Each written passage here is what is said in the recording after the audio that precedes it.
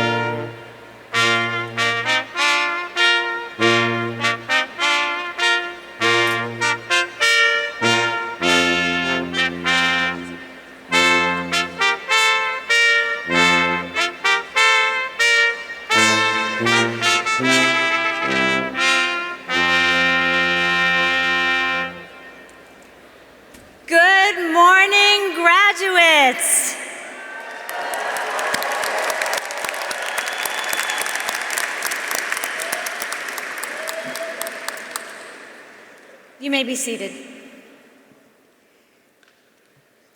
Before we begin, I just want us all to collectively acknowledge that if there is any class that deserves a celebration, it is the class of 2024.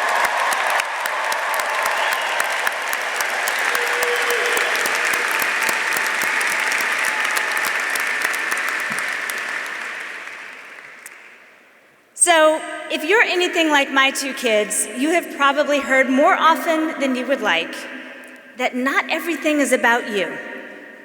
Well, today is all about you.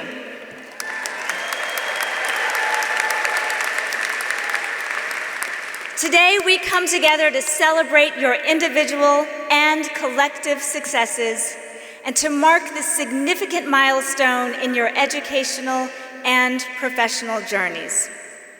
But before we do any of that, we must acknowledge that today would not be possible without the support of a multitude of people, many of whom are here with us to celebrate you. So, without further ado, let me welcome our guests. Welcome to my Wharton faculty and staff colleagues,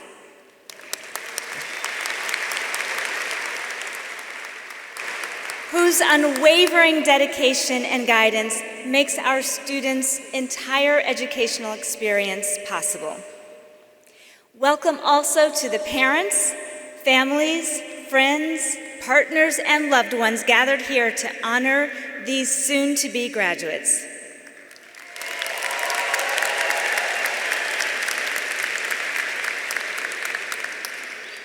And lastly, a huge welcome to each of you, the Wharton Undergraduate Class of 2024.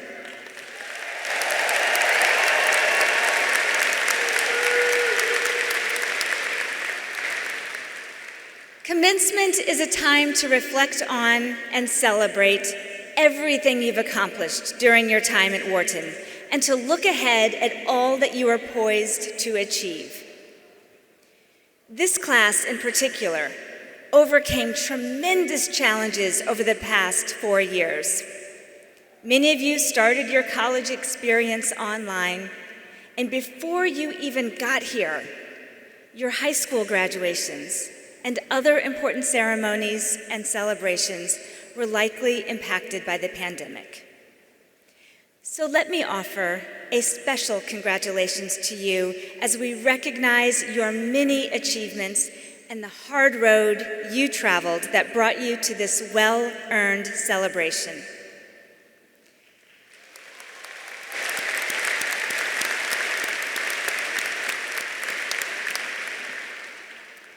You have spent your college years deftly navigating disruption and volatility in ways no other class has had to do, and you found ways to thrive amidst uncertainty and division.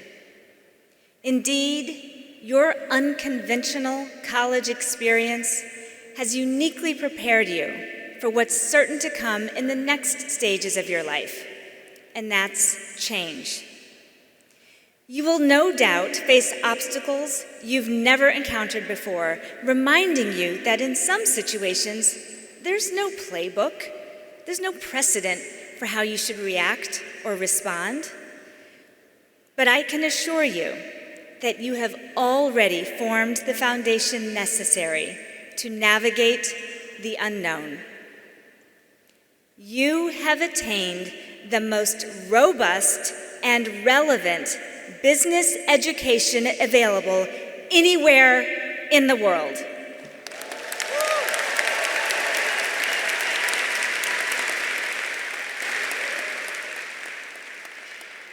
You learned how to think analytically, how to apply data-informed insights to problems, and how to incorporate the perspectives of classmates, professors, and friends into your thinking to represent a full and formidable future. And you did all of this while constantly adapting to the onslaught of unexpected changes happening in the world. Yes, your resiliency has prepared you to lead through the unfamiliar. This is something that is particularly resonant with me. You may or may not know that we started our Wharton experiences in very similar ways. Like you, I arrived here in the summer of 2020 with pandemic restrictions in full effect. Like you, I didn't know what to expect, the extent to which the upcoming school year would be impacted by those restrictions.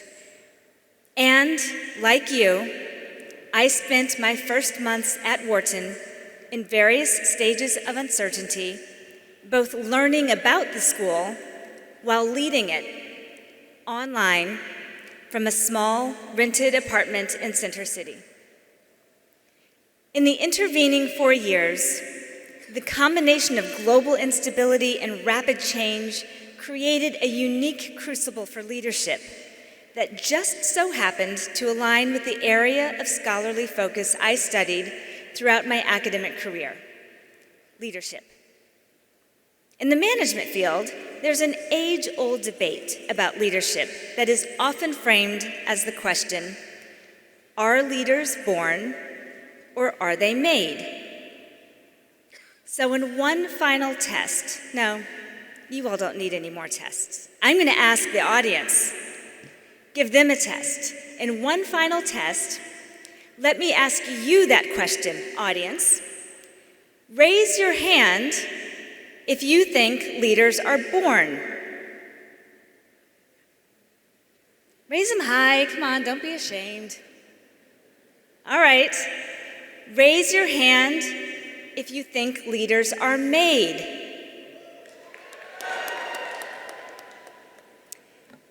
As is so often the case when it comes to people, the answer is not binary. One common narrative would lead us to believe that leaders are naturally bold, fearless, visionary clairvoyants with magical powers to see opportunities that others cannot. The reality is, this mythical leader is just that, a myth. However, the academic literature states that leadership qualities and practices can, in fact, be learned and developed. And yet I would argue that knowing leadership theory is not enough. The events, challenges, and opportunities of the last few years have led me to a new conclusion. Leadership is not a title, a position, or even a set of attributes. Leadership is a choice. Every day, those of us who serve as leaders must choose to recommit to that work. And therefore, as you strike out on your next path and take on new opportunities, I challenge you to choose to lead and to do so with intentionality. In viewing leadership as a conscious decision we must make on a daily basis, I'd like to offer a few ways you can choose to lead with purpose. First, I'd suggest that you choose your strengths. So let me explain what I mean by that. Too often, we focus our attention on areas where we feel we need the most improvement. But I believe we reach our greatest potential when we choose to lead from our areas of strength. Imagine if you spend your time and energy focused on your weaknesses, you'll probably only get to average, and nobody wins by being average. But when you lean into your strengths, you can build them into a superpower while also putting your most authentic self on display. This isn't to say that you should ignore your weak spots, but you can choose to surround yourself with people whose skills complement your own and empower them to shine in areas where you may fall short. Speaking of letting others shine, I'd advise you to choose your team.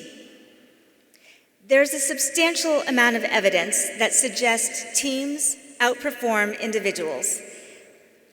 Being an effective leader means knowing that the success of your group or organization doesn't depend just on you. It's about enhancing the people around you. As you choose to lead, it would be wise for you to create space for other people to stand out and speak up. This might mean letting go of your ego and being humble enough to defer to the expertise of others in both personal and professional settings. But I can assure you that in doing this, you'll create an environment where people are empowered to do their best work. Next, I encourage you to choose to listen. As a leader, you will make better decisions if you can solicit information, input, and expertise from trusted sources. Bringing diverse opinions and experiences to the table and integrating their perspectives into your decision-making can make you a more well-rounded leader and manager. That's because listening is a living example of understanding that no individual has all the knowledge to solve every problem on their own. Listening is the ultimate sign of respect. And finally, I implore you to choose how you respond. In this last regard, I know this class is prepared. You have all lived through an incredibly tumultuous time, but you chose to stay the course, which led you to crossing this stage today. As you will undoubtedly face new and surprising hurdles ahead, don't let the challenge dictate your actions. It's up to you to choose the path that propels you towards your goals. I believe a remarkable leader exists in each and every one of you, and that your greatest achievements are yet to come. But the choice is yours to attract the people and create the environment to make a positive mark on the world. On behalf of the entire Wharton School, congratulations, graduates.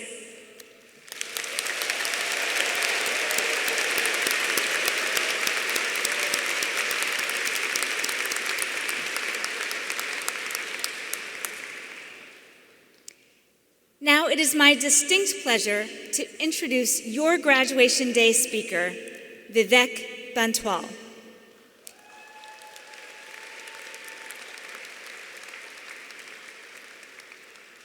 Vivek is the head of the Global Financing Group at Goldman Sachs.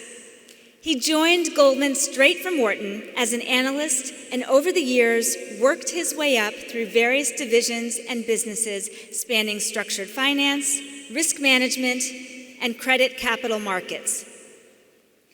Vivek has demonstrated a long history of client focus, commercial growth, strategic innovation, and people leadership in his roles at Goldman. He and his wife have also been longtime supporters of Wharton and Penn. They established the Bantwal Family Goldman Sachs Scholars Fund for undergraduate students from the greater Philadelphia region, and they also contribute to the Goldman Sachs Gives Research Innovation Fund.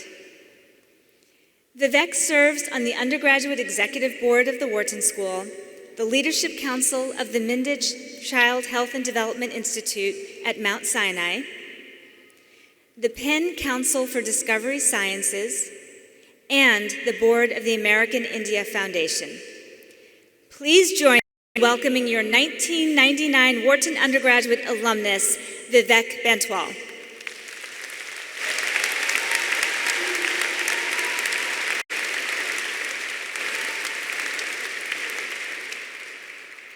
Good morning and congratulations, Wharton class of 1999. Sorry, 2024, wow. I was thinking about I graduated in 99. First of all, thank you, Dean James, for such a kind introduction. It is the honor of a lifetime to be able to speak in front of such a talented group of students. So I'd like to thank all of you and your families for having me.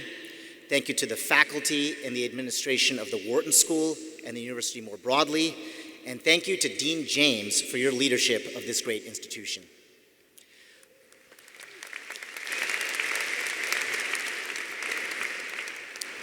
So what I thought I'd do today is walk you through the lessons learned from the mistakes I've made since walking onto this campus 29 years ago. I've summarized them here on a short list. And for the next 10 or 11 hours, I plan to go through my mistakes in a lot of detail.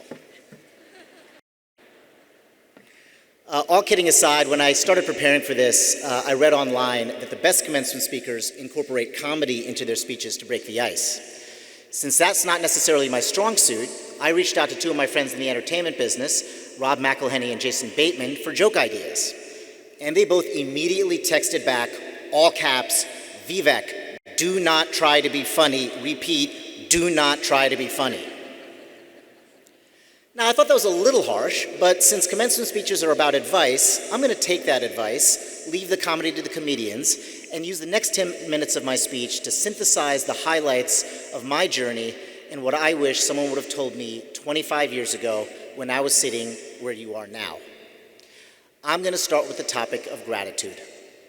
I know we are all grateful to be here. This is a moment we will never forget. And as such, it is a great moment to acknowledge those who helped get us here. Many of you are here with family. I want to thank my family, my amazing wife Sarika, and our 3 kids, Devin, Avni, and Dia. My dad unfortunately passed away about 7 years ago, but he's definitely with us here in spirit. But my mom is here. Hi, Mom.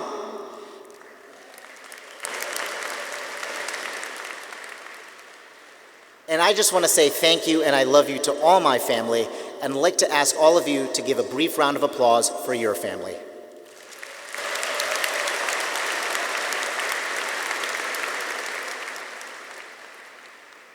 So I'm going to dive into my background. My mom and dad were born in very small towns in South India, though they both made it to Mumbai before moving to the United States. I'm sure you've heard that old adage that some parents exaggerate how they walked 5 miles uphill to school both ways every day, and did their homework without electricity and running water? Well, my dad didn't like to talk about the things that he overcame, but having been to the house that he grew up in, if he would have told that story, it actually wouldn't have been much of an exaggeration. And so it was his passion for education that brought him to this country. In 1965, he won the prestigious Tata Scholarship to do his second master's degree in the US. And so he boarded a boat and left his family with $60 in his pocket, and he managed to build and provide a comfortable life for my family, but he never forgot where he came from and how important education, values, and hard work were to dramatically improving his quality of life. And so despite starting with $60, he had a sense of duty to pay for whatever school I wanted to go to. And so for my mom and dad, if that meant sacrificing their own quality of life during that saving process, well, duty is duty. And so 1995 came along, and I really wanted to go study business at Wharton. And notwithstanding the cost, my mom and dad were thrilled, and I moved into the baby quad in August of 1995. I remember walking around the quad during orientation, and I was very impressed by my classmates. Perhaps too impressed, as I started to second-guess myself. Did I really belong? Many of the kids went to fancy private schools and boarding schools. Others went to great public schools. And it felt like almost everyone was well-spoken, well-traveled. They had great study habits. They had a sophisticated understanding of what classes to take, how to get internships. It really seemed like they were ready for the big leagues, and I belonged in Little League. That worry only grew over the course of my first semester. I had always been a straight-A student in my school district without needing good study habits. And I didn't know what I didn't know. I didn't understand this concept of a forced grading curve. So I went home for the holidays with the lowest grades of my life, and I felt like a failure for the first time ever. Now, don't get me wrong. I had a lot of experience at failing at things. If I had more time and multimedia, I could show you a whole blooper reel of airballs, strikeouts, four putts, fumbles. But academics was the one thing I was supposed to be good at. And so how was I going to explain to my parents, who overcame real adversity, that I couldn't hang? And so I went home and I talked to my parents about the unthinkable. Would I need to transfer out of Penn? My more sophisticated friends had told me, unless I turned it around quickly, I'd be ineligible for IB interviews. That sounded really bad and might have added to my stress, but luckily I had no idea at the time what IB was. That conversation I had with my parents, which I thought was going to be the worst of my life, ended up being the most impactful, and it leads to my first piece of advice, which is to focus on actions and process and not outcomes. My parents' point was this: grades are an outcome, but what's my process? And what can I do to improve my process? What actions can I take to put myself in a better position? If I improve my process, it should lead to better grades, but I can't control the curve or the outcome of the grades. You can only control what you can control. So if you can't control something, you can't worry about it. But you can control your process. And so I focused on being more organized, taking better notes, developing study habits, being proactive instead of procrastinating, all the things that you've already figured out because you're here graduating. And so, of course, the point of this story isn't about grades, it's about resiliency. I think resiliency is the most important life skill one can have, because no matter how talented you are, or the more things you have going your way, the more success you have, the more competitive it will be. And there will be times you'll get knocked down. And so the question is not if you'll get knocked down, it's how often, how hard, and how quickly you'll get back up. In the 25 years since I've graduated, I've been very lucky that my work has given me the opportunity to be around some of the most successful people in business, including founders of companies and CEOs. And my passion for sports outside of work has given me an opportunity to be around some of the most successful people in sports. And while what it takes to be successful in sports and business are different in some ways, there are some things that are very similar. Things like teamwork and hard work. But another big one is resiliency. Every successful entrepreneur I've met has failed, in some cases spectacularly, before they were successful. But you have to be willing to take risk, and you have to be comfortable with the fact that even the most calculated risk won't always work out. But what's your process? How robust is it? Are you really making tough sacrifices? My friend Deuce Staley is here, former NFL player turned coach, two-time Super Bowl champion. He flew in from Cleveland to be here. Thanks for coming, Deuce. Thank you. By the way, he should be a head coach in the National Football League, so hopefully we can work together to make that happen. But he likes to talk to his players about their goals. And he asks them, what's your mission? But that's the easy part. His follow-up question is, do your habits reflect your mission? So it's easy to want to be great, or want this job, or that promotion, or that award, but is your process the right process for getting there? In the National Football League, games are once a week and they last 60 minutes. But from Sunday night to Wednesday morning, the average coach spends 40 hours reviewing film, and then later in the week another 40 or 50 hours game planning and coaching for the next game, which again is only 60 minutes. Think about that ratio. They look at every play from their player and each player on their team and the other team from every camera angle. All of this is in the hopes of finding something subtle to improve that can make a difference in next week's game. In the business world, you see similar or greater levels of preparation to the actual event. For every couple-hour client meeting we have in my business, we spend hundreds of hours analyzing the topics for that meeting. The clients themselves have board meetings and earnings calls, and they have similar preparation to performance ratios. But preparation is only part of the process. The other important part is how honest are you about evaluating the output of your process and making it better the next time. Everyone makes mistakes.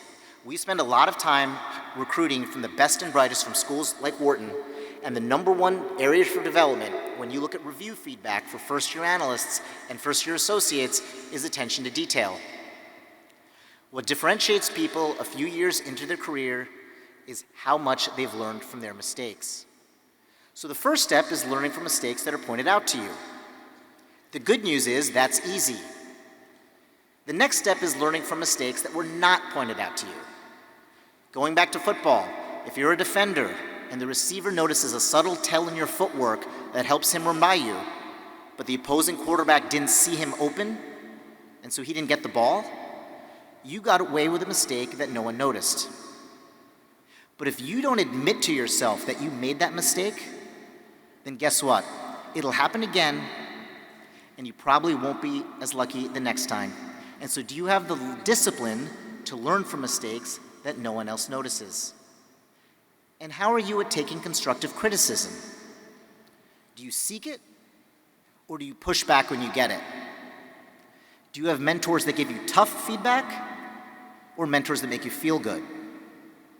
By the way, I think you need both, but my experience is, even if you disagree with a piece of feedback, there's something to be learned from it, and there's value in trying to understand why the feedback provider has the perception they do and how you might fix the perception.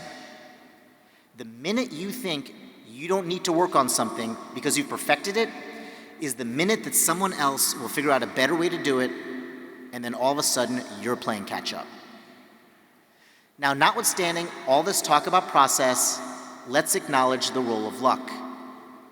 I'm a big believer in meritocracy. And while hard work and talent are absolutely critical to succeeding, every successful person I've known has benefited from some degree of luck. And it's important not to become arrogant or lose sight of that. Now, of course, you can't control luck, but you can put yourself in the best position to benefit from luck. Great general managers of sports teams will tell you, you can't really plan to win a championship in any given season. What you can do is build a good team that can consistently get to the playoffs, and if you consistently get to the playoffs, you increase the odds you'll win a championship. But the point is, you can't control what happens once you're in the playoffs in any given season. There could be injuries, fluke plays, officiating mistakes, hot streaks, bad weather. Sometimes the field is slippery in Arizona. But winning the championship is an outcome, and at least some percentage of that outcome is about luck. And so if luck matters and you've succeeded, which definitionally involves at least some luck, the question then becomes, what are you doing about giving back? You as a group have already accomplished a lot just to get here, and you will no doubt accomplish a lot more in the future. But don't lose sight of how you were helped along the way and how you can help others. And don't underestimate the impact that you can have. Because if each of you has even just a small impact, when you multiply that by the number of people in this room, the cumulative impact gets very big very quickly. And so pick causes or charities that matter to you and figure out how you can help them and start that process today. And believe it or not, the pride you'll feel from building that bridge and seeing the impact of that help will feel even better than the feeling you'll have as you rack up your own championships. Thanks again for having me.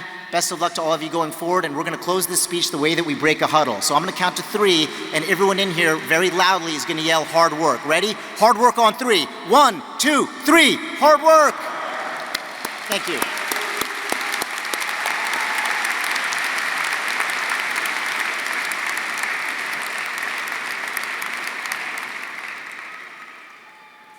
Thank you, Vivek, for your motivational advice to our graduates today. I am very excited to introduce our next speaker, your classmate and class of 2024 graduate, Xavier Shankle.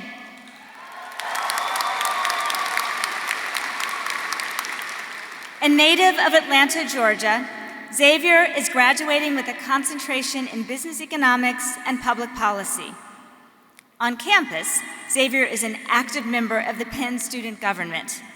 He has just completed his term as president of the student body, a role he was elected to by his peers. Xavier is also an engaged member of the Wharton Dean's Undergraduate Advisory Board, where he served as its co-chair. Xavier's advocacy extends beyond our campus. In 2023, he was invited to the White House and the Department of Education to discuss how to continue building diverse higher education institutions. After graduation, Xavier will work as a business analyst at McKinsey & Company in Washington, D.C. before attending law school. Please join me to welcome Xavier Shankle.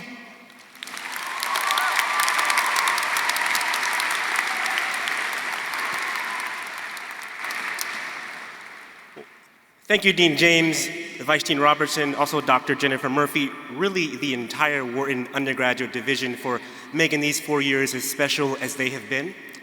To all of our families, family friends, and friends of Penn who are here with us, it is an honor to be able to share just a moment of this magical morning with all of you. And to my friends who make up the class of 2024, I know for the past 4 years we've been learning in the subject of business. But this morning, I want to turn to the subject of history. And I want to turn to a chapter of our university's history that, while you certainly don't know a lot about, has profound implications on our future.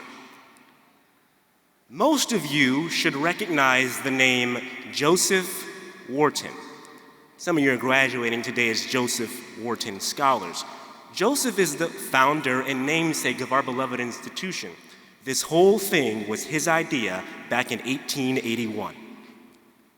But what you don't know is that Joseph had a relative who was just as impactful for our city and our university, but gets nowhere near the due recognition. Her name was Susan Wharton. Susan was the niece of Joseph, and she was a prominent philanthropist and social reform activist in her time. Here is her story.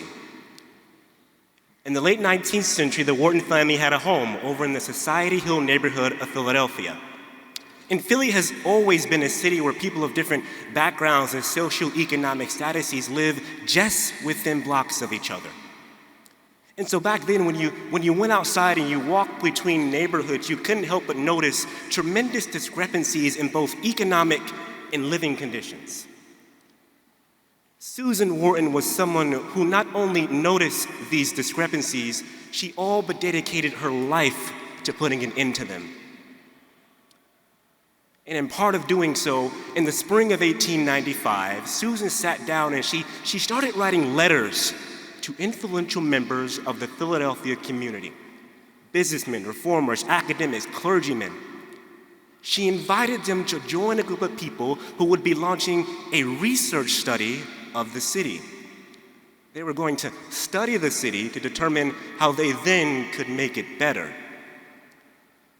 And so all throughout the summer of 1895, these prominent Philadelphians responded with a resounding yes to Susan's invitation. People were excited to join her group. And by the fall time, there was one person who thought he was too cool to respond to our girl Susan. His name was Charles Harrison. And in his defense, he was a little busy serving as the provost of a school called the University of Pennsylvania. Some of you walked past Harrison College House to get here this morning. Susan knew that if you wanted to do a research study of any kind, you would need the support and backing of the preeminent research institution in the region. So she did not let up. And eventually, she got Provost Harrison to accept her invitation. And all of a sudden, on a late fall day in 1895, Susan Wharton had convened in her living room over on Clinton Street the who's who of Philadelphia. Imagine all the power brokers of the city in one room. And on that day, they got Provost Harrison to announce the creation of a fellowship program, one that would provide financial and academic support for someone to come to this campus and complete a study of Philadelphia.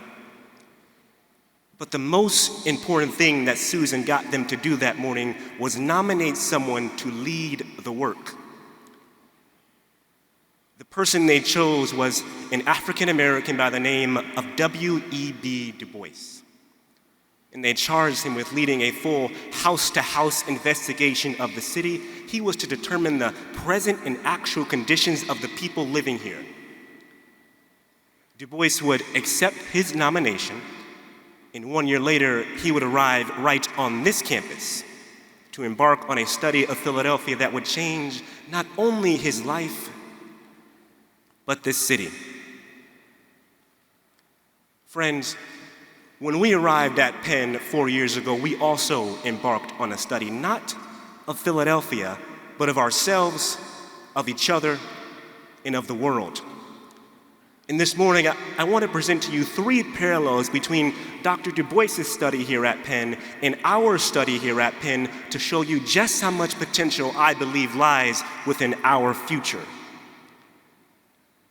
The first parallel comes in the form of perseverance. Because of the color of his skin, when Du Bois arrived on our campus, he was not given an office. He wasn't allowed to interact with students or other faculty members. He was given 0 research assistance. He ended up being under-resourced, underfunded, and under-recognized. His schedule was so demanding that he had to miss the birth of his own son. He had to overcome systematic obstacles every single day he set foot on this campus. Now, we came here 4 years ago on the pretense that it would always be sunny in Philadelphia, but I know each and every one of us has faced our fair share of cloudy days. And because of that, we also know what it means to overcome, whether it be not getting the job or internship that you dreamed of, sinking instead of swimming at Smokes, or simply coming in last place in the Pivot or Perish simulation. We know what it means to persevere, my friends, and the testament to that is the fact that in just a few moments, we're going to be graduates of the best business school in the history of the world.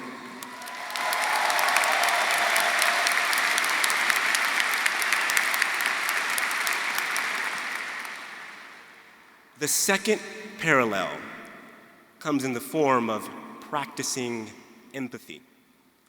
I mentioned that Du Bois was given 0 research assistants. He led a one-man team consisting only of himself, yet he still found a way to go door to door throughout the city to interview over 5,000 people on their experiences living here.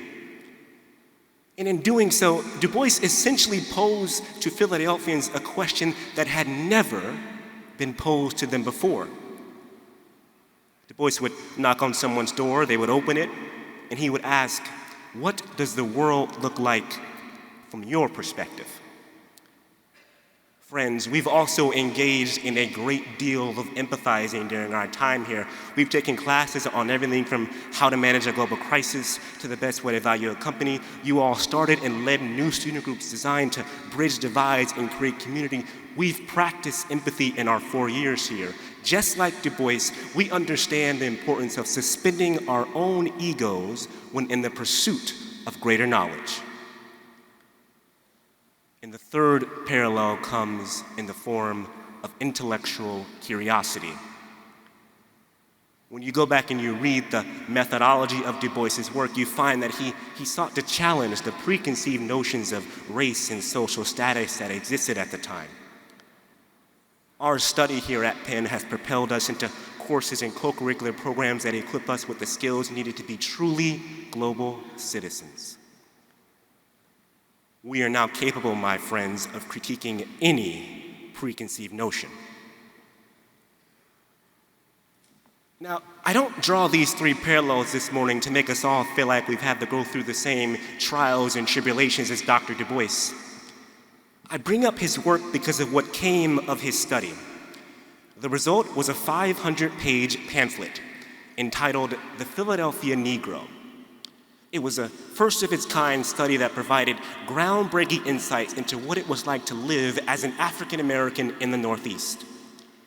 And the results of this study would go on to serve as the bedrock for tremendous advancements in urban planning and racial justice movements. And just a few years later, Du Bois would go on to found an organization called the NAACP. We honor Du Bois on this campus with a college house right down Locust Walk. Friends, just like Du Bois, we led a study here at the University of Pennsylvania characterized by perseverance, empathy, and intellectual curiosity. We know what came of Du Bois's study. The question before us is what will come of our study? And the answer to that question is different for each and every one of us. But to get us all started, I want to go back to the work of Susan Wharton. What Susan did in 1895 was she got resourceful people in a room and she challenged them to use their resources to do social good.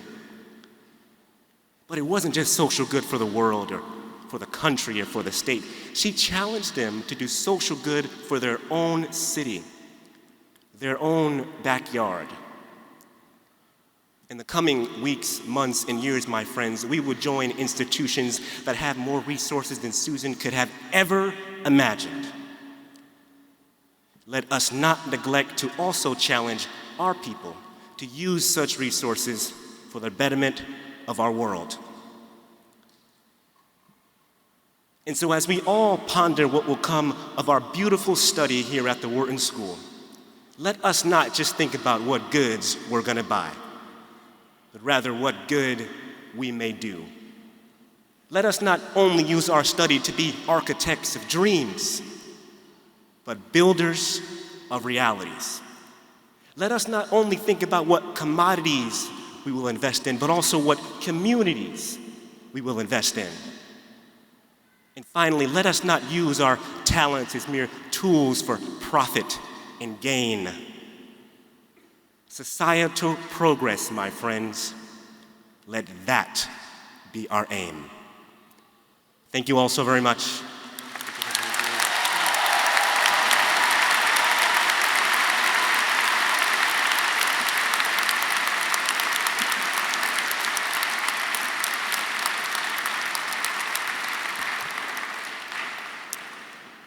Ladies and gentlemen, you have just witnessed a masterclass in speech giving and presentation skills.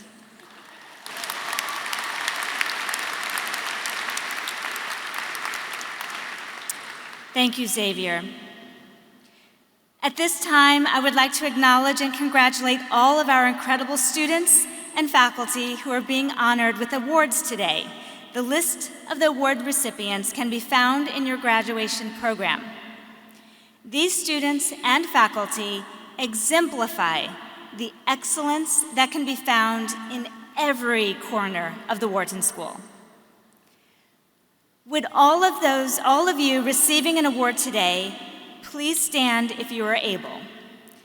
And will the rest of us please join me in a round of applause for their excellence.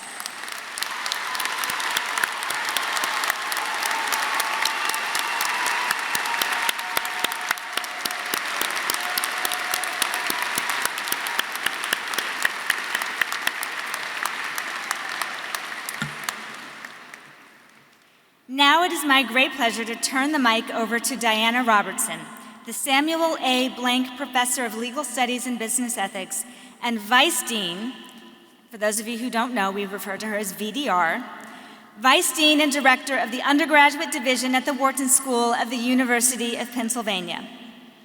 Diana is an inspiring educator, an award-winning researcher, and a valued partner, and most importantly, a friend. Please join me in welcoming VDR, Vice Dean Robertson, to the stage.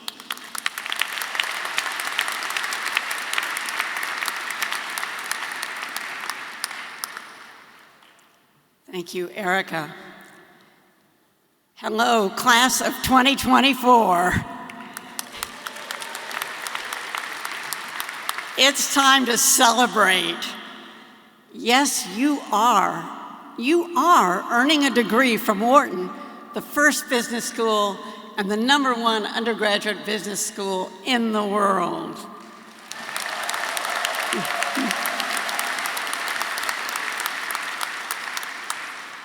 Warmest congratulations, you did it. No doubt you had some cheerleaders along the way. Let's take a moment to acknowledge and celebrate the friends and family members who have supported and guided you. You may want to stand and wave to those friends and family. You can do it, come on, you can stand up, you can wave.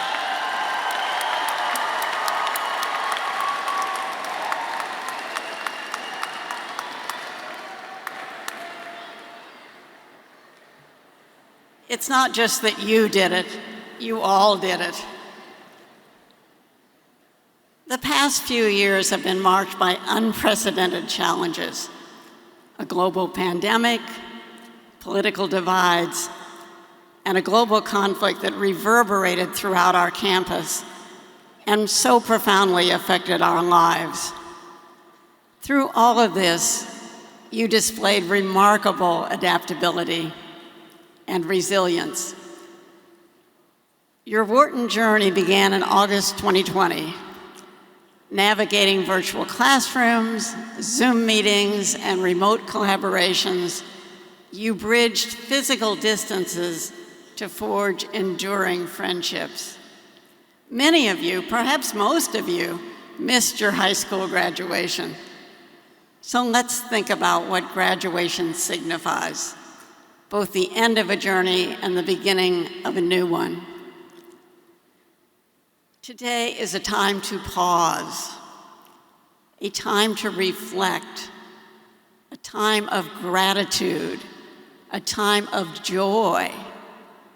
Today, we celebrate the person you have become while at Wharton. How far have you come since you logged on to Zoom that first time, or the first time you set foot in Huntsman Hall? Who was that person?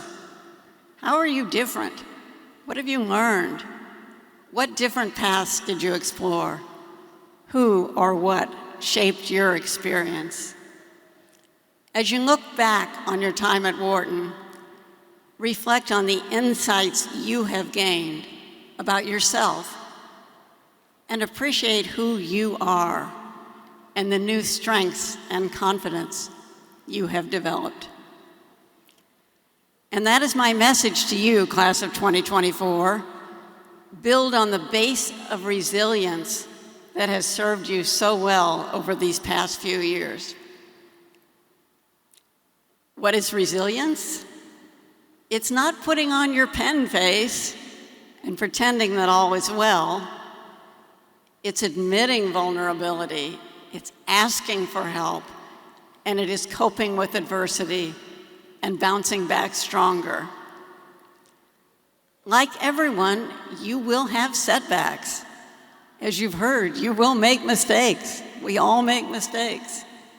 But wait a minute, isn't a graduation speaker supposed to talk to you about how successful you will be?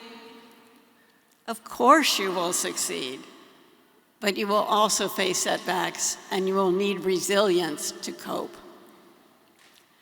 Let me offer 4 guiding principles to cultivate your resilience. Number 1, be helpful. Be very helpful. Reach out to help others in ways large or small. As Ben Franklin expressed it, when you are good to others, you are best to yourself. Number 2, be grateful. Be very grateful. Accept help from others, expressing gratitude for that help. This is not a quick thank you, but a meaningful expression of thankfulness to those who cared for you. Number 3, be curious. Be very curious. Be open to what may be around the next corner. Life and careers take twists and turns. There is a distinct possibility that you will work in fields that do not presently exist. Think of our graduates who now work in biotech, green technology, alternative investments, sustainability, virtual reality, and AI, to name a few, in companies that did not exist 25 years ago. We do not know what jobs will exist in 25 years. Hence, you need to be trailblazers. Number 4, be connected. Be very connected. As I have spoken with so many of you over the past few weeks, you have told me about the meaningful friendships you have formed at Penn. Those connections have sustained you. Prioritize them, nurture them, cherish them. Class of 2024, the world evolves. You will thrive. You are our leaders. You are our strength. And you are our future. Congratulations and warmest wishes to you and your loved ones.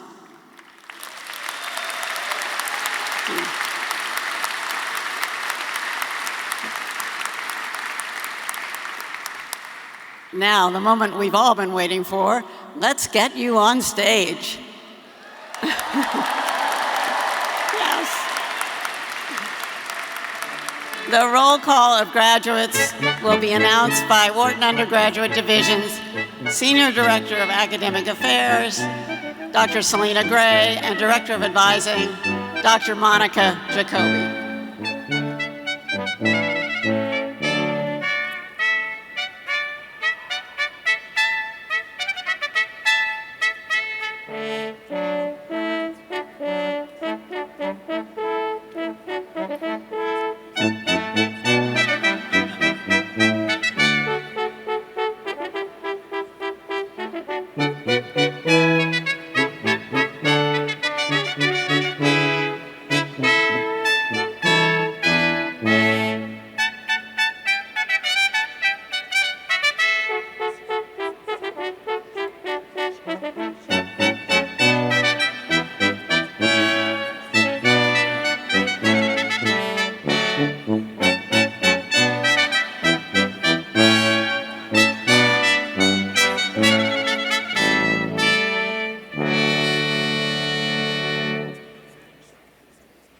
And now we present the candidates for the Bachelor of Science in Economics.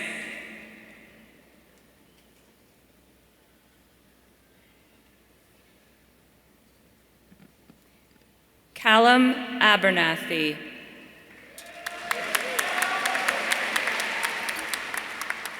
Omotoyosi Sahid Charles Abu. Raka Bhat Acharya. Leyu Adisu. Olutsimilaine Adekeye. Arnav Agarwal. Pragyat Agarwal. Shana Ahmad. Eric Stefan David Alford. Calvin Alaferov. Caroline Allen. Isabel Kaloy Ann. Samuel Anchipalovsky. Carlos Felipe Luchiesi d'Oliveira Andrade. John Wesley Appleton. Ariana Arditi. Edward Arnold. Anya Aurora. Ravi Arya. Kushagra Aryal. Rona Yavuts Ashaboglu. Mohammed Jaslan Haris. Joseph Atia. Jagraj Otwal.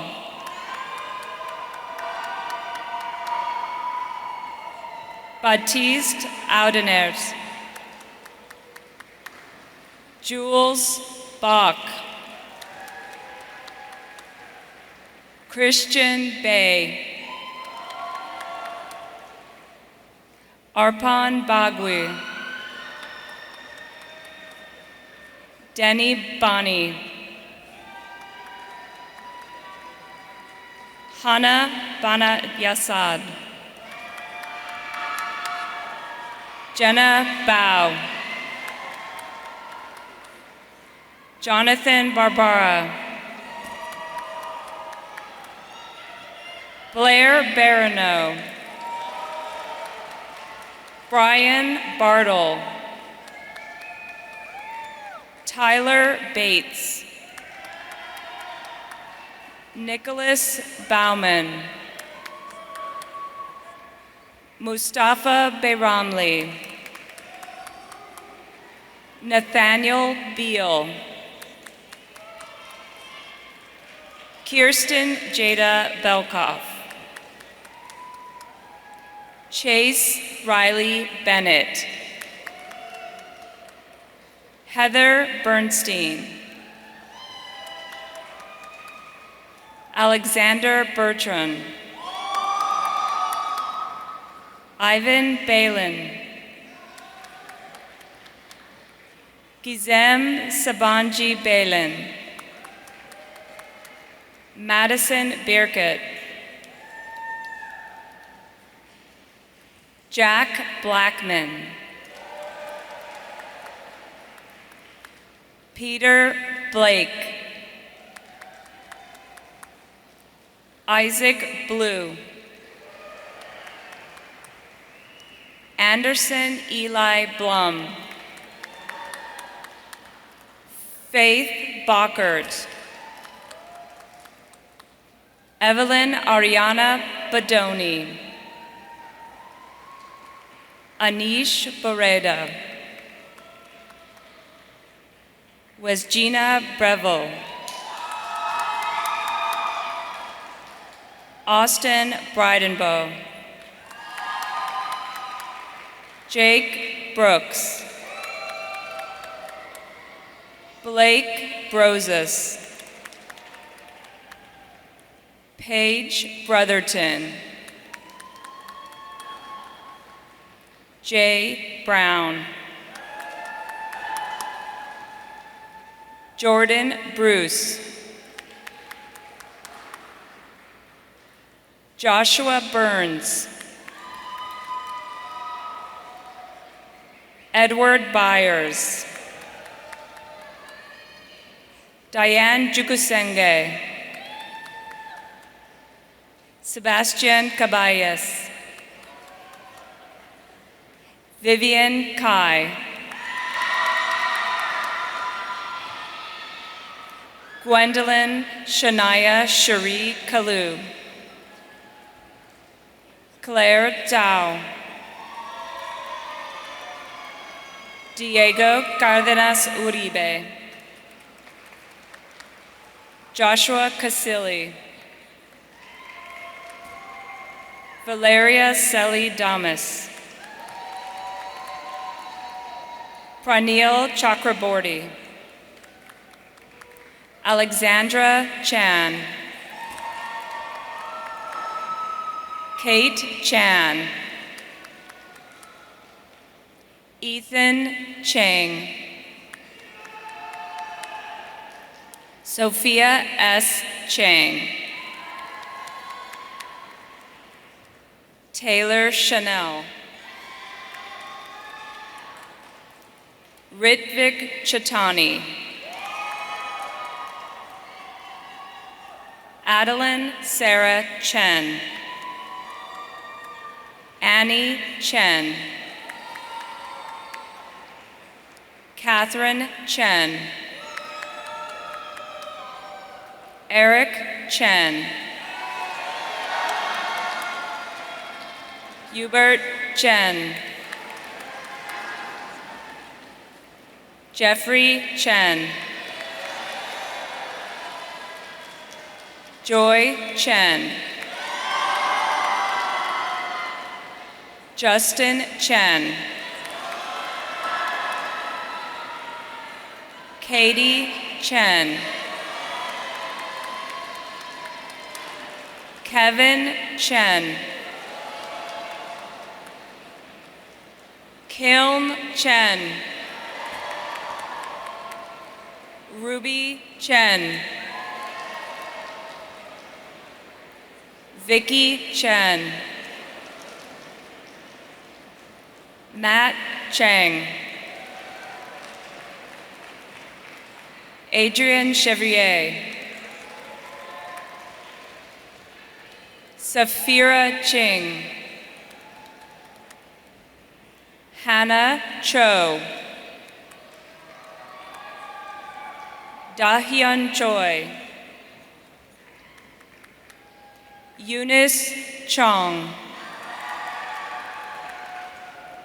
Daniel Chow, Jason Chu, Daniel Cole, Gabrielle Kutsia, Talia Cohen, Noah Cohen Dumani,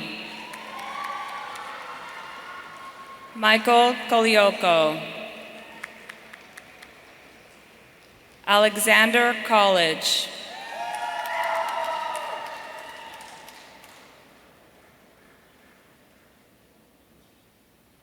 Emma Conrad, Noah Stephen Wilson Cook, Akira Corradine, Ashley Cotter, Caroline Elizabeth Colmo,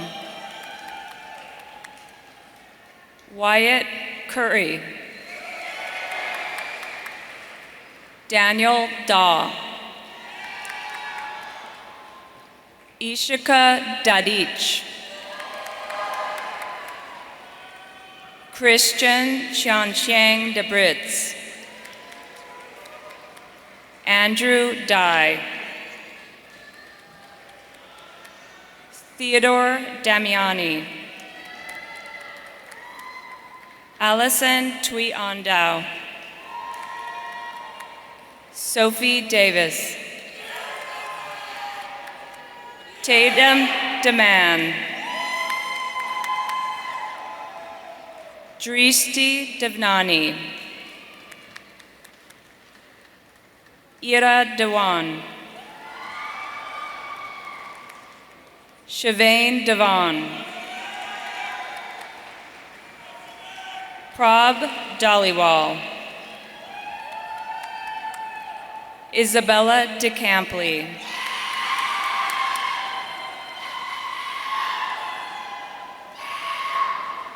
Elwa Duvall.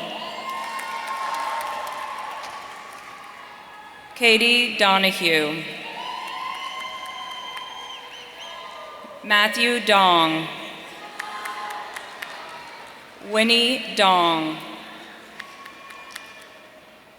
Kayla Douglas.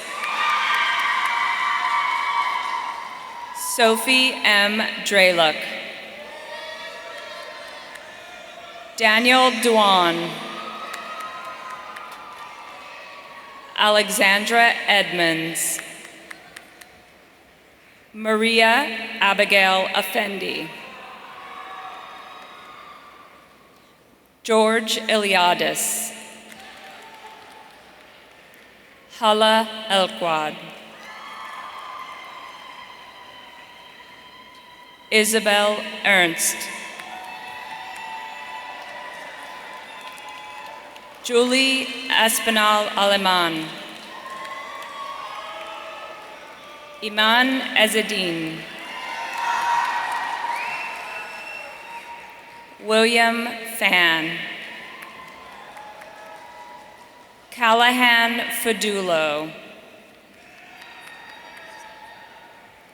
Beverly Fang. Aaron Fung. Evan Fenster. Natalia Fernandez. Fatima Fabienne Figueroa. Elizabeth Fisher. Liam Flatley. Emerson Florness. Rafael M. Foncillas. Skylar Fong. Matt Friedman. Lawrence Froyamich.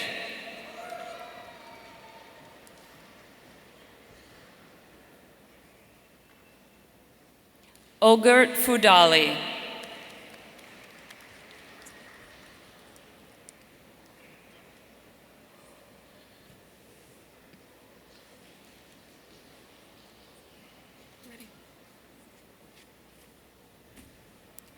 Bavuk Gadam. Pedro Galino. Shivani Ganesh.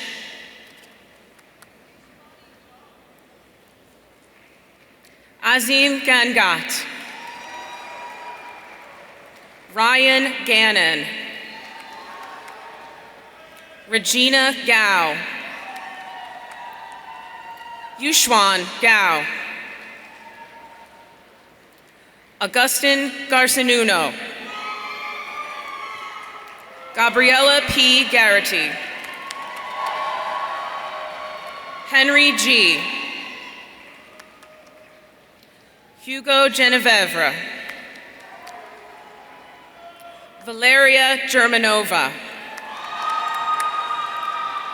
Aditi Galassi. Richard A. Goestani.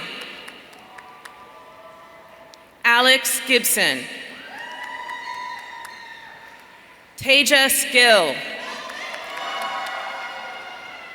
Kai Glassen.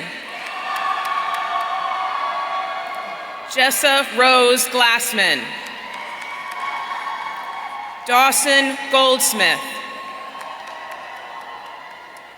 Giselle Kyla Girona Gonzaga. Braulio Gonzalez.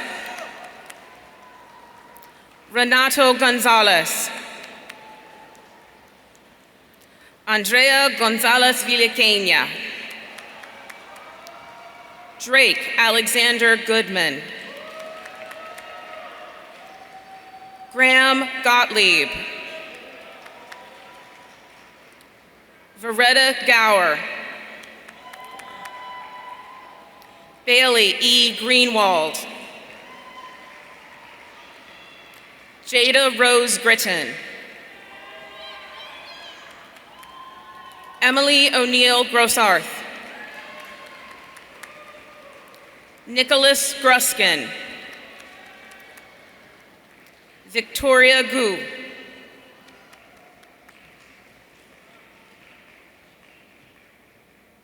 Eduardo Golandri. Christina Guan. Christiana. Runing Guan. Shirley Zishan Guo. Arham Habib. Arish Hadpawat. Turner Hale. Bryson Hamrick. Justin Hahn. Catherine Hahn. Malka Victoria Harush. Yong Kwan Vin Ho. Catherine He. Karine He. Tiffany He. Margot Grace Healy. Max Helfrich. James Hernandez. Tomas Hernandez Patino. Allegra Hill. Tobin Hirsch. Paige McCullough Hosbein. Amanda Grace Howard. Win Mya Thet Tue.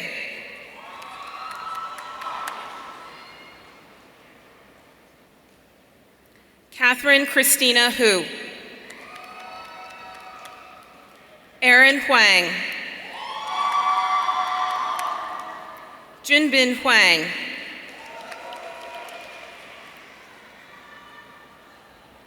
Lauren Huang. Queenie Huang. Sophie Huang. Vanessa Huang. Zachary Huang Ogata. Paul E. Husinga. Noah Hyman.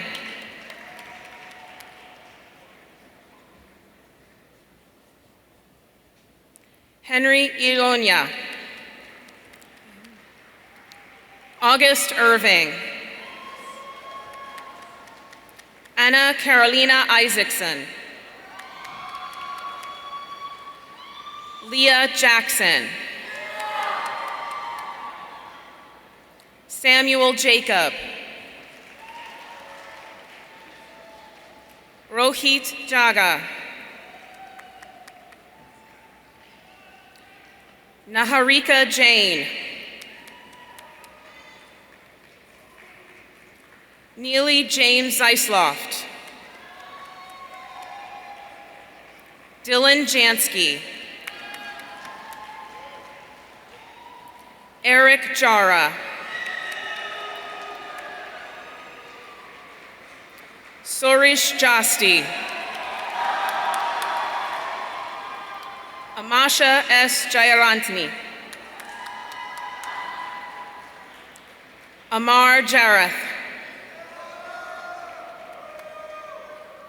Andy Jang. Ariana Rose Jimenez. Natasha Johnson. Ryan Brooks Jonas.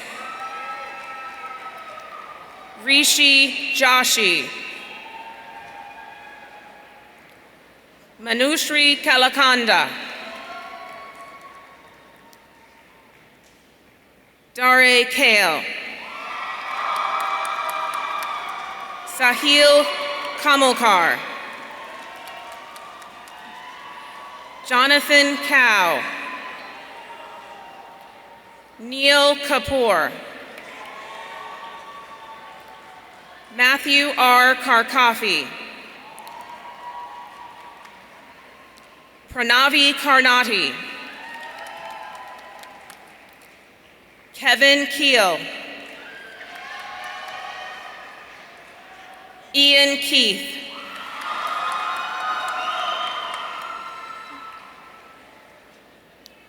John Curselius.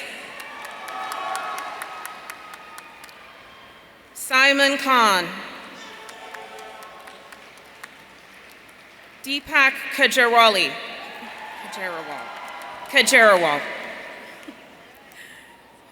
Sharia Khanna. Kwamin Kant. Sarah Kim.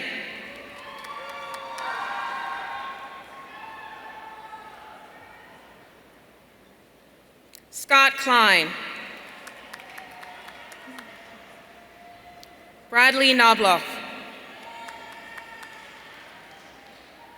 Shreya Koganti. Nandika Komersetti. Ricky Kong. Emma Koskovich. Jack Kothari. Soleil Krickmer. Rohan Krishnan. Philip Krosnock. Justin Concharia. Ricardo Curi Calderon. William Custer. Amir D. Leswala. Andrew Laxkowski. Cesar Lainez. Blake Land.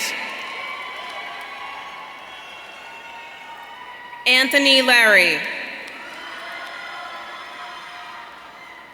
Ethan Lau. Brian Wanbin Lee. Daniel Lee. Irene Lee. Zhonghua Li.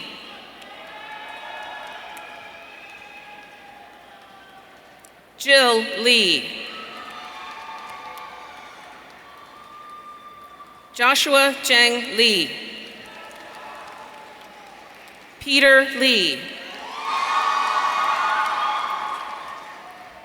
Yori Lee. Abigail Lefkowitz. Roberto Limas. Michael Lenskovich. Eli Levy. Brenner Levin.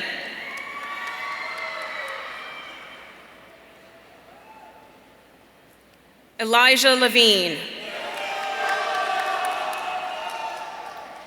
Cole Gregory Martin Lewis.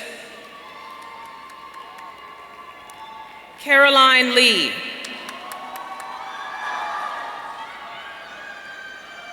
Chris Lee.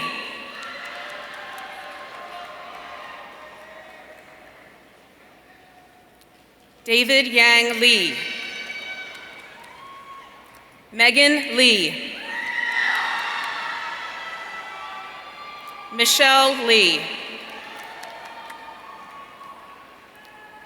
Christine Shanshan Liang. Joseph Light. Madison Faye Liebman. Diego Lejaron. Duan Duan Lin. Isabel Lin. Jessica Lin. Joanna Lin.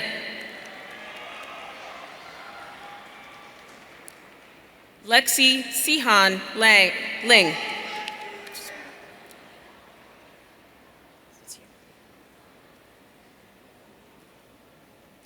Allison Lei Liu.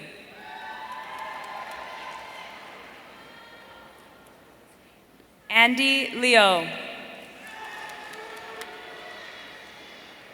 Cindy Leo. Emily Lawrence Liu. Forrest Leo. Heiyi Leo.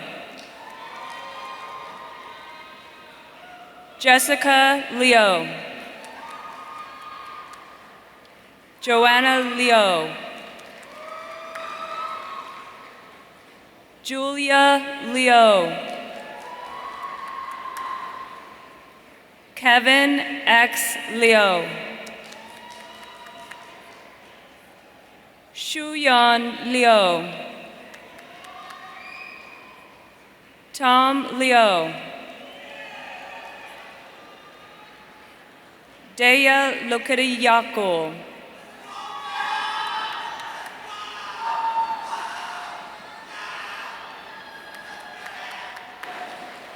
Andrew Lopez.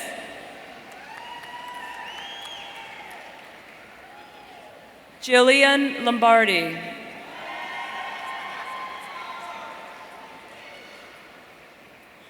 Gabriel Lopez Santiago.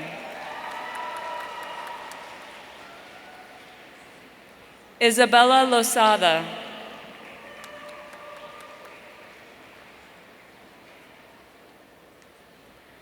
Andrew Liu. Suryansh Loya. Caitlin Liu. Yiji Liu. Sarah Luthra.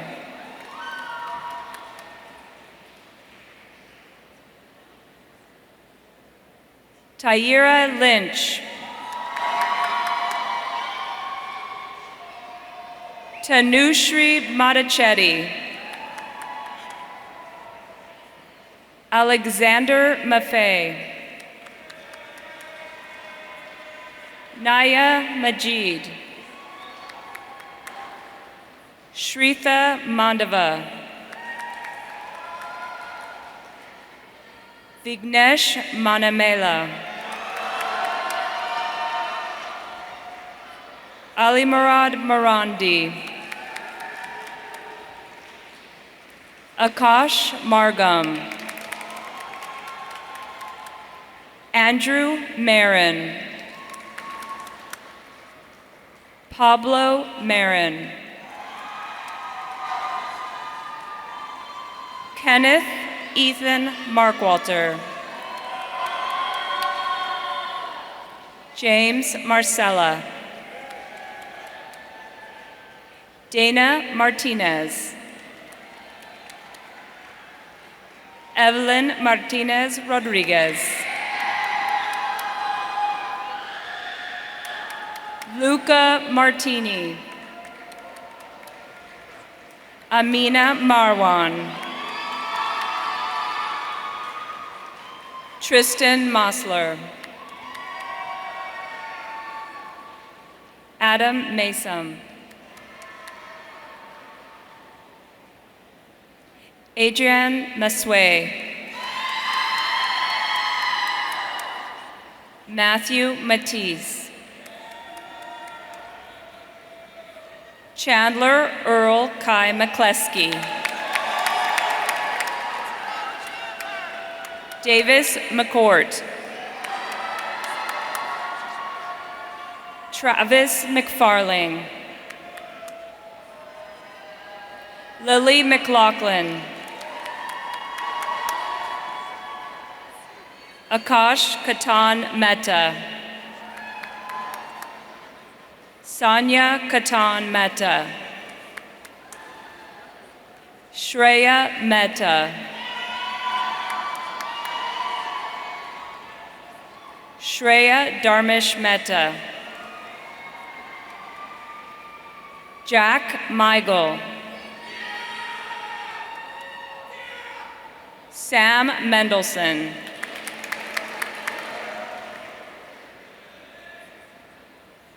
Andrea Mendoza. Andrew Mendoza. Shiva Mehta. Anish Midha. Daniel Mielnik. Hugh Milam. Isabella Milanova. Nikki Miles. Fiona Miller. Mason Mitchell. Leah Mizrachi Ashkenazi. Sophia Mohammed Zarif. Laura Monge Martinez. Catherine Moon. Olivia Morganti. Julia Mortimer. Gabrielle Musazadeh. Jacob Muchnick. Lasya Mudagati. Amila Mojkic. Jenna Mukaled. Samuel Mumford Jr.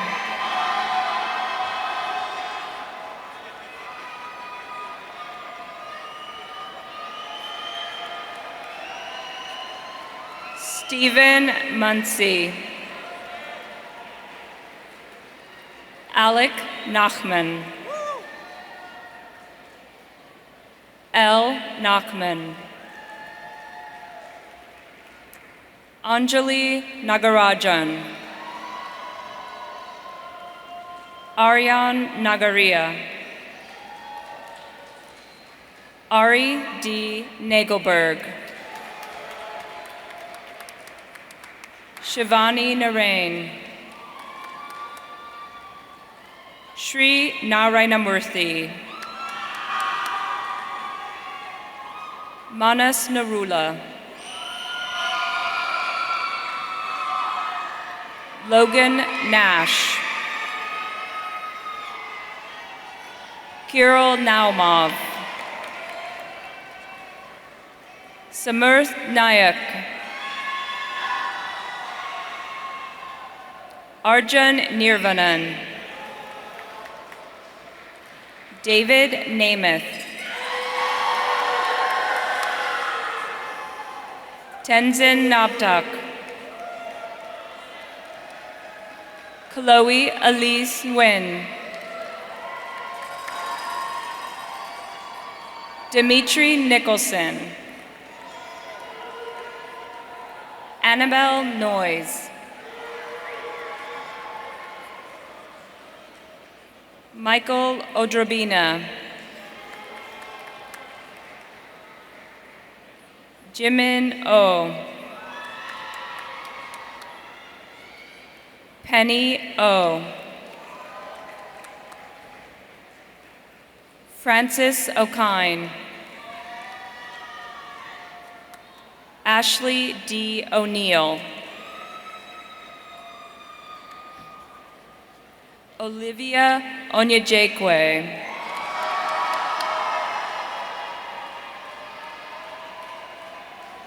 Fionn Adbia Opare Ado.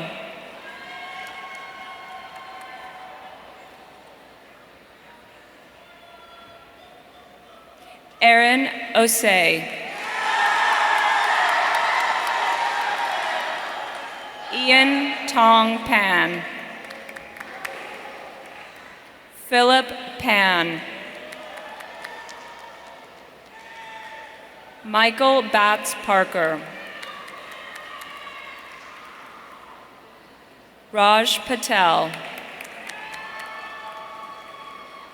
Ryan Patino. Rachel Patterson.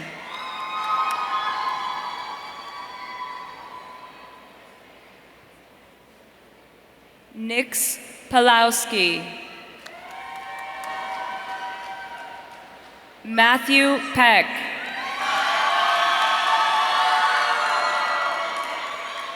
Jessica Pei.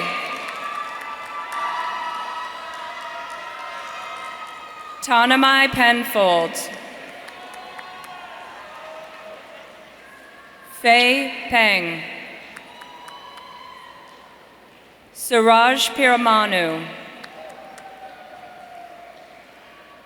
Zoe Petrovas. Shayla Pimentel. Mara Pinder.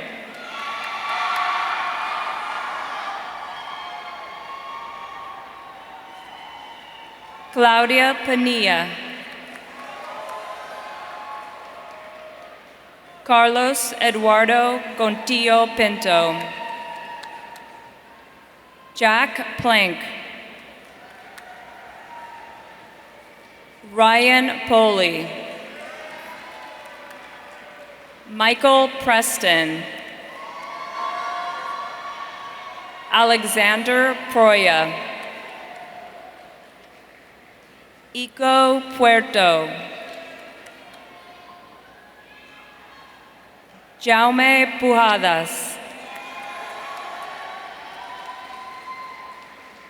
Yu Jiao Louisa Chu.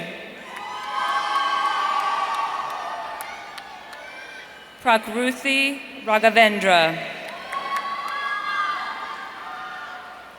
Tejaswi Rajabambu.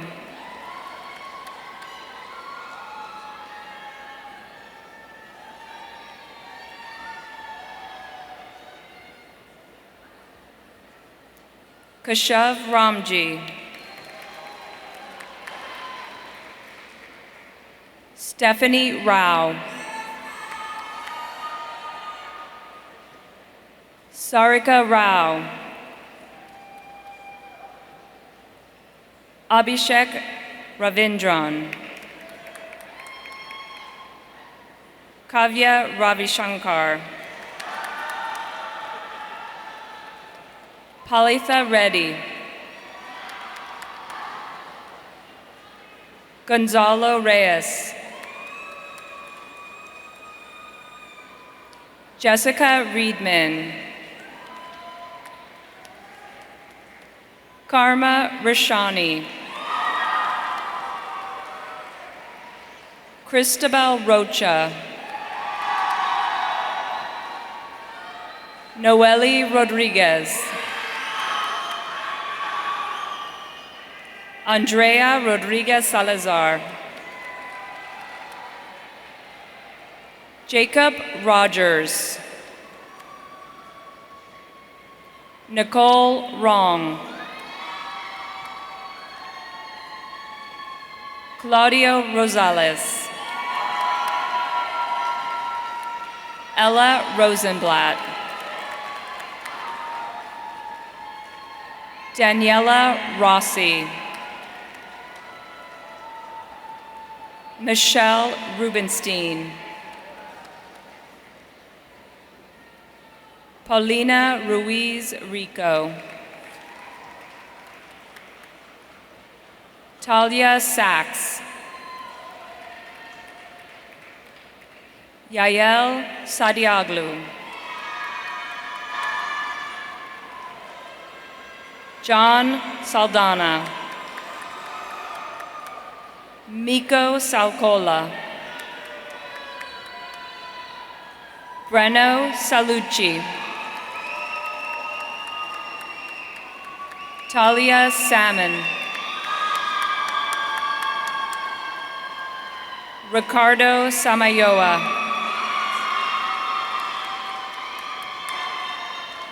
Stefano Sanchez. Amir Singh Sandhu.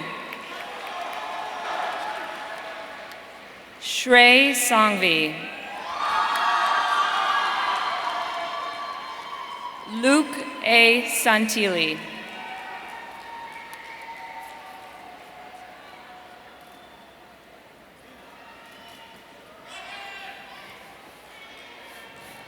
Aubrey Schaefer. Benjamin Schiff. Natalie Schnitzer. Jason Wen Schreiber. Bridget Scott. Lepopo Segamotso Senola Sebusai. Emma Siegerman. Sahitya Senapathy. Jae Wan Seo. Kendall Seymour. Dhruv Shah. Hamad A. Shah. Krish Shah. Joseph Shapiro. Ria Sharma. Janvi Shastri. Julia Shalansky. Kushi Shalat. Jacob Victor Sheldon. Angela Shen. Daniel Shi. Heather Shia. Ethan Yusang Shin. James Shipley. Arushi Singh. Arshia Singh. Harjap Singh. Sonali Singh. Ananya Singhal. Zachary Slavitt. Benjamin Slotkin. Yash Sandeep Somaya. Ashley Song. Hyunsung Song. Nicholas Spasavevich. Kate Amelia Spencer. Melanie C. Sporn. Dante Stefanelli. Anthony August Steinley. Samantha Stein. Haley Steinberg. Oliver Stewart. Alice Sungmin Song. Jasmine Sun. Jun Sun. Michael Sun. Maximilian Surveyor. Lucy Svedek. Luke Takashima. Ashkat Diraj Talreja. Adam Tannenbaum. Rayan Tawaru. Rebecca Michelle Tauber. Nicholas Tenreiro. Lauren Taylor Tuchel.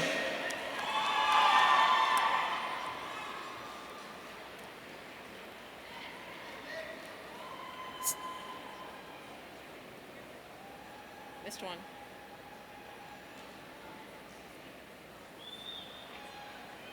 Seth Thanamenevan. Maria Themelis. Lola Thrower. Haotong Tian. Jiani Tian. Christian Tingle. Francis Tirtagona. Scott Toney. Andrew Tong. Sarah Tran. Daniel Trevejo Ariza. Melissa G. Trivet. Alfie Gajen Sang. Talia Tisserand. Hannah Tolchinsky. Ria Upalapati. Cole Urbas. Laura Vaz. Nikita Venugopal. Rohan Verma. Bhavya Visal. Jay Vishwarupe. Alexandra Vlasenkova. Emily Wallace. Brandon Wong. Catherine Wong. Claire Xiaochen Wong. Hansi Wang. Jennifer Jiaxin Wang. Tianyi Wang. Valerie Wong. Sophia Warziniak. Xianshan Lily Wei. Nate White. Willow Wilkes. James Wolfe. Elizabeth Wise. Nikki Wangchem Charan. Amy T. Wu. Edward Wu. Hannah Wu. Linda Wu. Yitong Wu. Xian Wu. Xiao Xiao.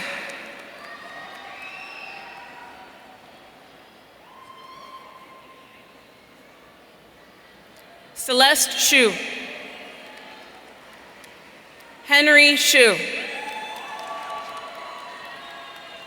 Mary Shu. Kota Yamamoto. Brian Hamilton Yan. Yiwei Ellen Yan. Jialiang Michael Yan. Andrea Yang. Anthony Yang. Antony Yang.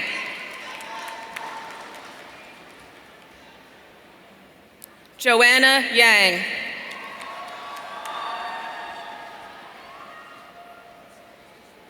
Hu Jung Yang.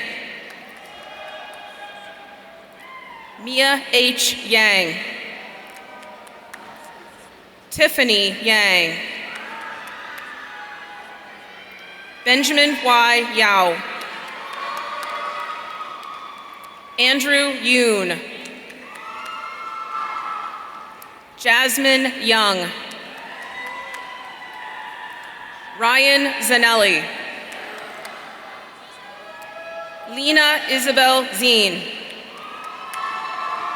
Annie Dang. Blanca Dang.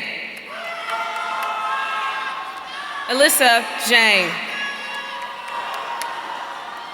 Eric Zhang.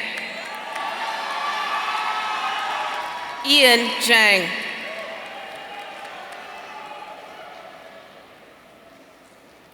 Jesse Zhang. Jessica Zhang. Ken Zhang. Michelle Zhang.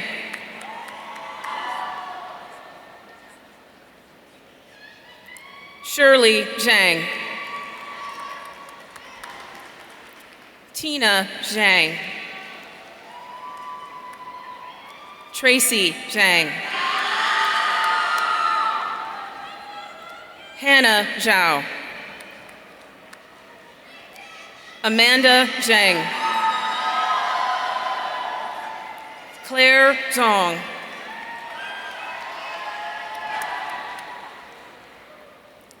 Amy Zhu.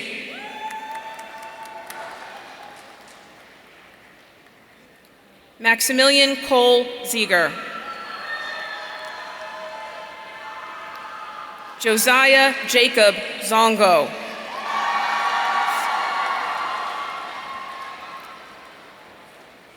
And last, but certainly not least, we present the final candidate for the Bachelor of Science in Economics for the class of 2024, Xavier Shankle.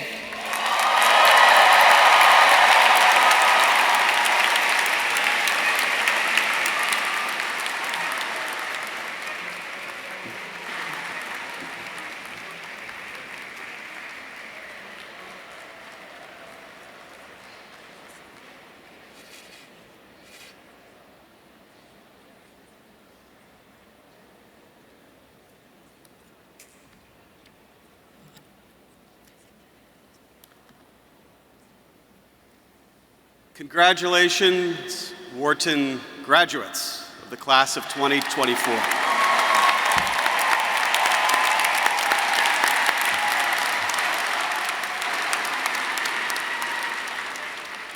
As Wharton's Chief Advancement Officer, I have the honor and pleasure of leading a team whose responsibility it is to help you keep alumni close to one another and close to the school.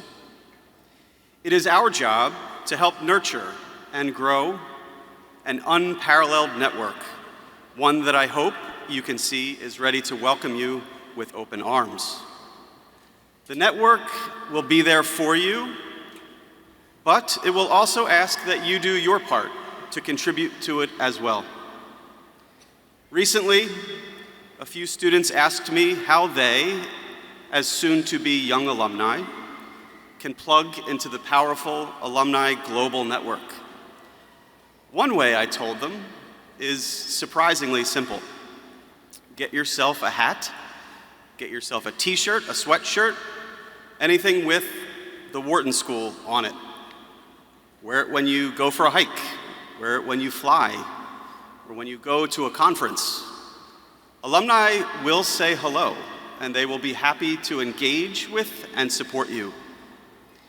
Each of you is now a member of this incredible community of 100,000 graduates living in 150 countries around the globe. To commemorate this tradition, like so many before you have, please now move your tassel from the right to the left side of your cap.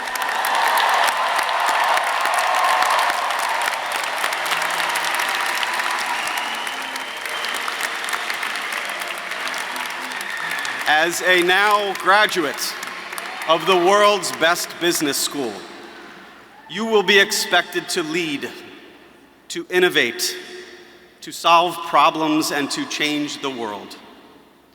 As you begin this journey, please know that you are not alone.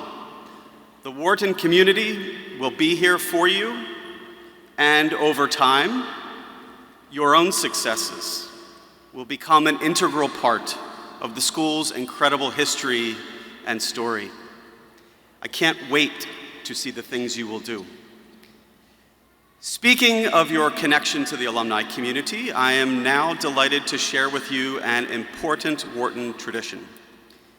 Each year, a leader within the Wharton alumni community serves as a marshal and passes the alumni flag to a member of the graduating class.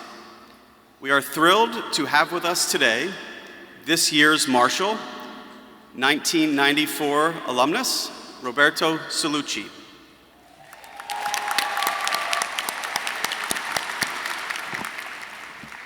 In addition to serving as CEO and a member of the board of directors of BTG Pactual, the largest investment bank in Latin America, Roberto is also a proud Wharton parent.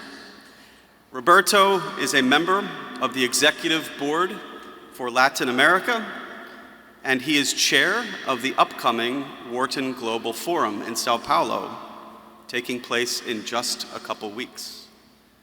Roberto is dedicated to supporting access for today's students, as lived out through his volunteer leadership and the scholarship he established in honor of his father. As Roberto passes the alumni flag to your incredible classmate, Xavier Shankle, please join me in thanking Roberto and celebrating the connection now made between your class and the Wharton community.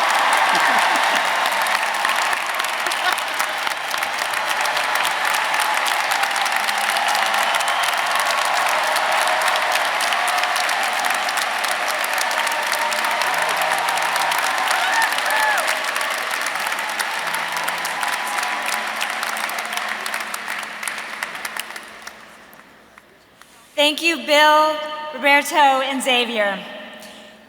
And thank you to all of our 100,000 plus alumni around the globe who make Wharton's community the largest, most impactful, and most engaging business school alumni community in the world. You are now not only a part of Wharton's alumni community, but you are also part of the Penn alumni community, where you will continue to grow and nurture the personal, intellectual, and professional relationships that you've made during your time here at Penn. And I look forward to seeing you all at the University of Pennsylvania commencement ceremony on Monday, tomorrow. As we close out today's ceremony, it remains my hope that each and every graduate understands how much this community is proud of you and excited for you. May your Wharton experience serve you well in the future endeavors, and may you always trust in the power of Wharton and yourselves. And now, for those of you in the stands, get your cameras ready. It's the moment, one of the moments, you've all been waiting for. Cameras out, on video. Graduates, grab your caps and toss them. Woo!